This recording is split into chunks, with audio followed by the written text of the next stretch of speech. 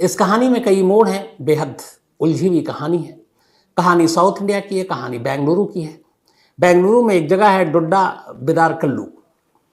इस इलाके में एक शख्स रहा करता था, नवीन। नवीन की शादी हो गई थी, बीवी थी, 2 बच्चे थे। नवीन का अपना एक छोटा सा धंधा था, बिजनेस था, एक आटा चक्की का। साथ में उसके पास कार थी, तो वो खाली वक्त में कैब के तौर पर उसका इस्तेमाल करता। अपनी बीवी से बहुत प्यार करता था वो, और शुरू से ही शादी से लेकर, और इसीलिए वो अपनी बीवी की हर छोटी बड़ी ख्वाहिशों को कोशिश करता था कि पूरी करे। और बड़ी मतलब ठीक ठाक फैमिली थी, सब कुछ ठीक चल रहा था, और नवीन भी खुश था अपनी इस बीवी को पाकर। उसके बाद 2 बच्चे भी हुए। तो इस परिवार के साथ सब कुछ ठीक ठाक चल रहा था। लेकिन तभी 23 जुलाई 2022 की तारीख आती है, 23 जुलाई 2022। नवीन हमेशा की तरह घर से बाहर निकलता है, गाड़ी अपनी कार लेकर, कैब चलाने के लिए।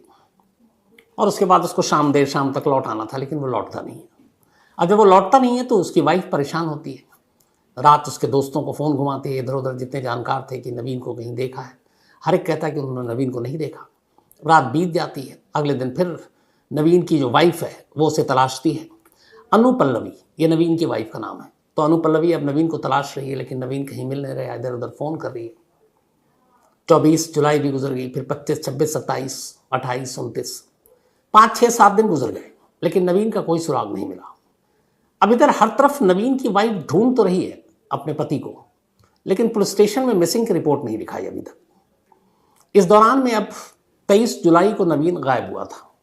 2 अगस्त की तारीख आ गई, लगभग हफ्ते से ऊपर।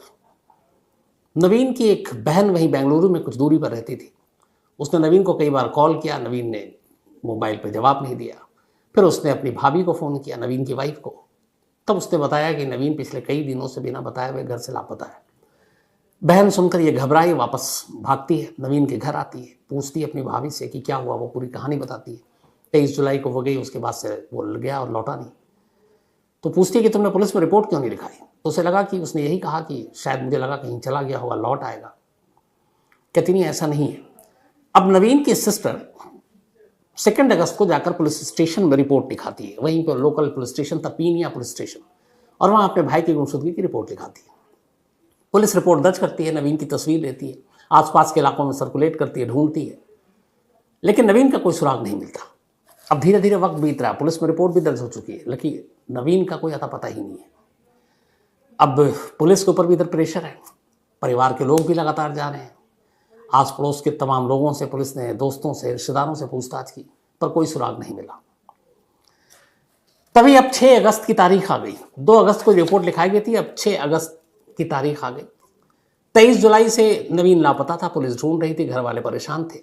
6 अगस्त की शाम 2022, पूरा घर परेशान था जिस घर के मुखिया के गायब होने पर।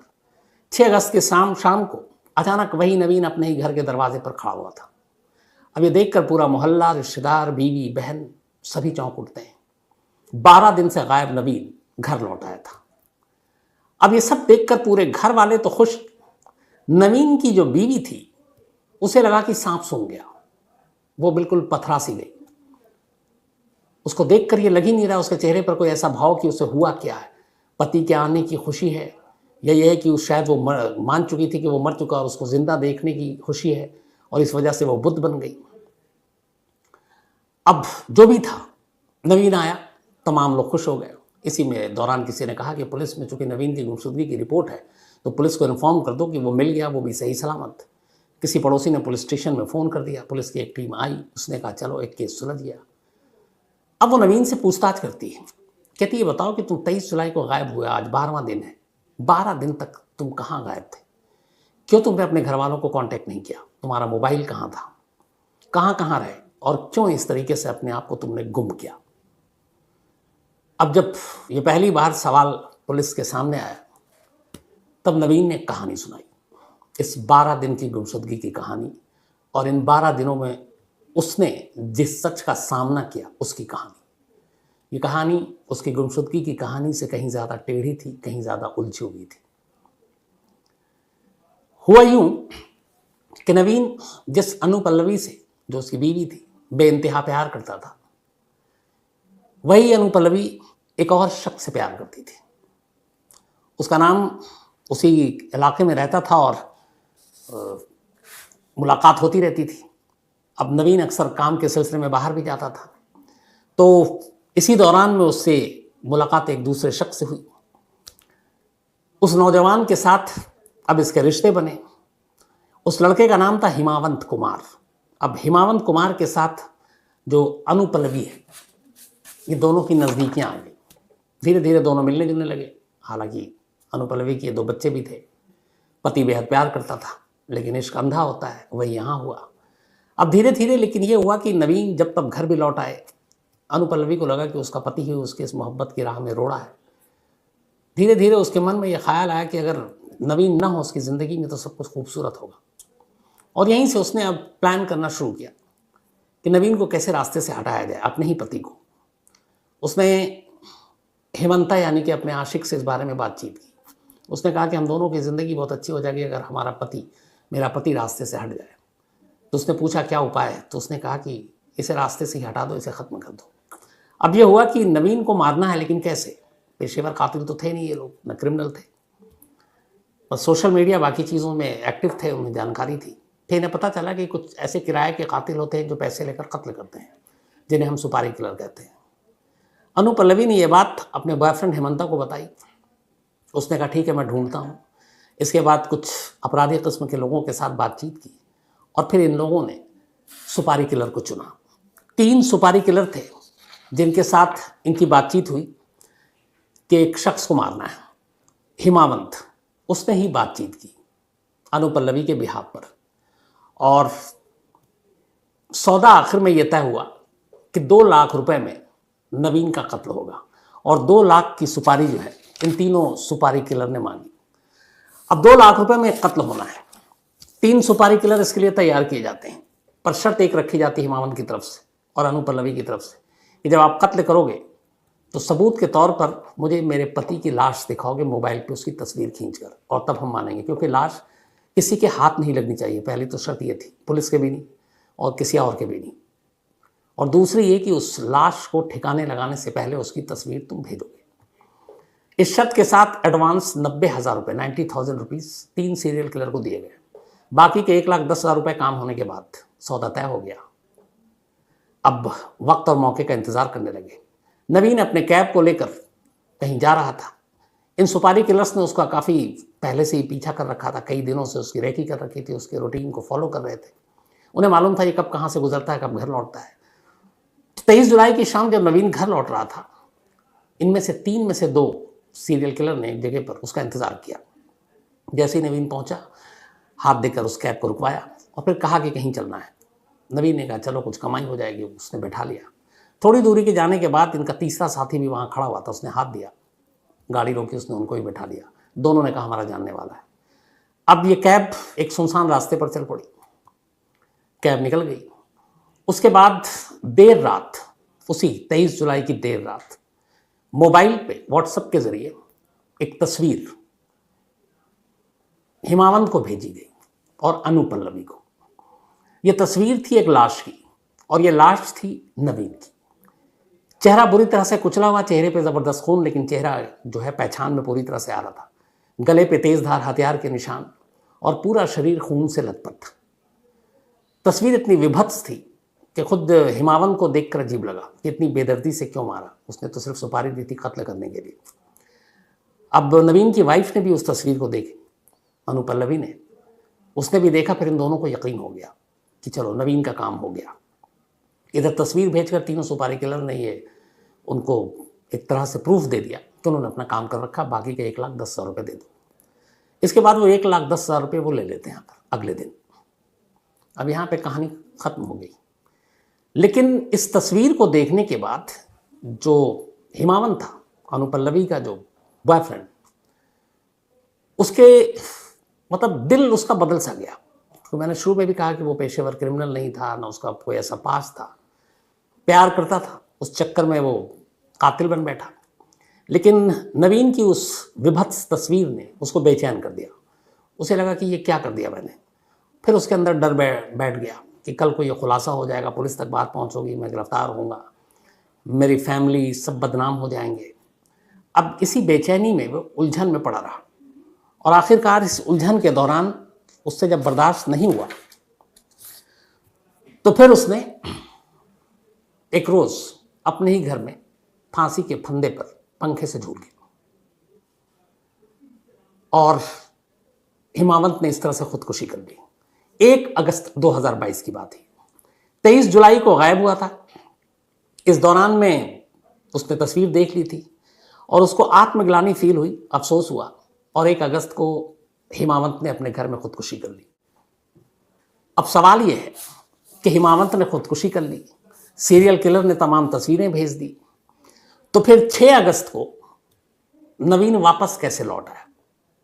क्योंकि 23 जुलाई को उसका कत्ल हुआ, 23 जुलाई की रात तस्वीर आई। इस तस्वीर को देखने के बाद करीब 1 हफ्ते के बाद बेचैनी में गुजारते हुए हिमावंत ने 1 अगस्त को खुदकुशी कर ली, लेकिन पुख्ता सबूत था कि वो तस्वीर, वो लाश नवीन की है। लेकिन वही नवीन 5 अगस्त को वो जिंदा घर लौट आता है। तो अब यहाँ पे ये ऐसा क्यों हुआ? तो इसके बाद अब नवीन पूरी कहानी बताता है। हुआ ये कि 23 जुलाई को नवीन को किडनैप कर लिया था एक तरह से कैब में सवारी के नाम पर, और वो जो 3 लोग बैठे थे, जो 3 सीरियल किलर थे, उनमें से एक का नाम था हरीश, एक का नागराजू और एक का मुगलिन। तो हरीश, नागराजू और मुगलिन, इन्होंने 2 लाख रुपए की सुपारी दी थी। अब 23 तारीख की रात को जो पता बताया था उसकी जगह किसी और सुनसान इलाके पर ले गए। रात का वक्त था। थोड़ी दूर जाने के बाद नवीन को एहसास हो गया कि शायद ये गलत रास्ते पर ले जा रहे हैं। उसने जाने से मना किया। फिर उन्होंने अचानक हथियार निकाले और उसे कहा कि जहाँ कहूँ वहीं लेकर चलो। फिर वो उसको एकदम सुनसान इलाके पर ले गए।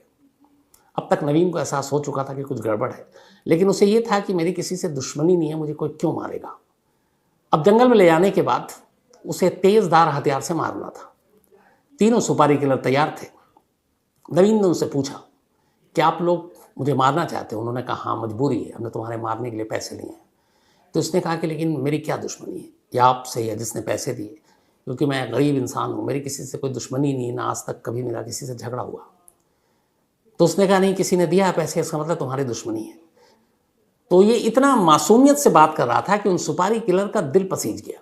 उन्होंने कहा कि तुम्हें ऐसा क्यों लगता कि तुम्हें कोई नहीं मार सकता? उसने इसलिए कि मैं कभी किसी का बुरा किया ही नहीं। फिर उसने कहा अच्छा ठीक है, अब आपने पैसे लिए तो आप अपना काम करेंगे तो मुझे मार डालिए, लेकिन मैं सिर्फ एक चीज़ जानना चाहता हूँ, वो मेरा दुश्मन कौन है जो मुझे मारने के लिए पैसे दे रहा? अगर आप नाम बता दें तो मैं सुकून से मर जाऊँगा। अब यहाँ पर भी सुपारी किलर को लगा कि ये क्या बंदा है और इतना मासूम है, इतना भोला है। उन्होंने अपने उसूल को तोड़ा और उन्होंने कहा कि असल में तुम्हारी जान का जो दुश्मन है वो कोई और नहीं, तुम्हारी अपनी बीवी है। ये सुनकर सबसे ज़्यादा सदमा लगा नवीन को। उसने कई बार पूछा कि आप झूठ बोल रहे हैं। फिर उसने बताया, उनको प्रूफ दिया कि ये देखो, ये लड़का है एक जिससे तुम्हारी बीवी प्यार करती है, तुम्हें रास्ते से हटाकर ये दोनों एक होना चाहते हैं और इसीलिए हमें पैसे दिए, और उसमें तुम्हारी बीवी से भी बातचीत हुई, बीवी का बाकायदा नंबर दिखाया। अब जब ये यकीन हो गया, अब भी ये था इन सीरियल किलर को इसे मारना है, तब नवीन ने कहा कि अब अगर आप मुझे छोड़ोगे तो ज़्यादा अफसोस होगा। अब मैं इस सच को जानने के बाद जिंदा नहीं रह सकता, तो आप अगर छोड़ दोगे तो खुदकुशी कर लूँगा, उससे अच्छा आप मार दो। अब ये सुनकर वो तीनों सीरियल किलर अजीब उलझन में आ गए।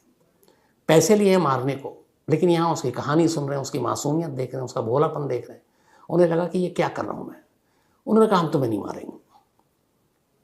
फिर इसके बाद उन्होंने कहा पैसे तो लिए, तो वो पैसे वापस भी नहीं करने। तो उन्होंने कहा तुम्हारे हमें सिर्फ एक मदद कर दो, तुम ज़मीन पर लेट जाओ एक लाश की तरह।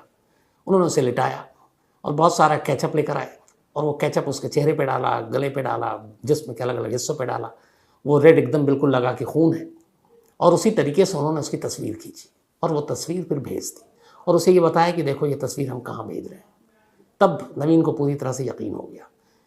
अब इसके बाद उन्होंने नवीन को छोड़ दिया, लेकिन नवीन ये सच जानने के बाद अपनी बीवी का सामना नहीं करना चाहता था और इसीलिए वो कहीं इधर उधर भटकता रहा। लेकिन फिर उसे लगा कि वो अपनी बीवी से बहुत प्यार करता है, तो ये सब जानने के बावजूद वो उससे नफरत नहीं कर सकता। और आखिरकार 6 अगस्त को वो वापस अपने घर लौटता है और इसीलिए जो उसकी वाइफ थी, जब उसने उसको देखा अनु पल्लवी ने, तो वो बुत बन गई थी, क्योंकि उसे यकीन नहीं हो रहा था कि जिसकी सुपारी दी है, जिसकी लाश की तस्वीर खुद मोबाइल पर उसने देखी है, वो जिंदा कैसे हो सकता है। अब ये सारी बातें नवीन ने पुलिस को बताई। पुलिस ने नवीन के कहने पर हरीश, नागराजू और मुगलिन, इन तीनों को गिरफ्तार किया। जो बॉयफ्रेंड था वो ऑलरेडी खुदकुशी कर चुका था। इसमें एक गुनहगार थी बीवी नवीन की अपनी। पुलिस ने इन सीरियल किलर्स के साथ नवीन की बीवी को गिरफ्तार किया इस पूरी साजिश और सुपारी देने के लिए। फिर जब उसके कॉल डिटेल और बाकी चीज़ें खंगाली गई तो पता चला कि लगातार नवीन की जो वाइफ है अनुपल्लवी वो अपनी माँ के संपर्क में थी। फिर पता चला उसकी माँ भी इस साजिश में शामिल थी और वो भी नवीन के कत्ल की हिस्सेदार थी। फिर नवीन की सास को भी गिरफ्तार किया गया। तो नवीन की सास बीवी तीनों सीरियल किलर को गिरफ्तार करके पुलिस ने अब मुकदमा बनाने की तैयारी शुरू की और इनको जेल भेज दिया। थोड़ा सा वक्त बीता। अब नवीन फिर से पुलिस स्टेशन पहुंचा। उसने कहा कि मैं जानता हूं मेरी बीवी ने ये सब कुछ किया, मेरी ही सुपारी दी, लेकिन मैं अपनी बीवी से बेइंतहा प्यार करता हूं, इसलिए मैं नहीं चाहता हूं कि मैं कोई केस करूं। आप ये केस ख़त्म कर दो, मेरी बीवी को आज़ाद कर दो। मेरे दोनों बच्चे भी हैं, बिना माँ के रह रहे हैं और मैं अपनी बीवी के साथ ही पूरी ज़िंदगी रहना चाहता हूँ। अब यहाँ पर एक पति का प्यार था, एक इश्क था, एक रिश्ता था, लेकिन दूसरी तरफ कानून की अपनी कुछ बेड़ियाँ मजबूरियाँ थीं।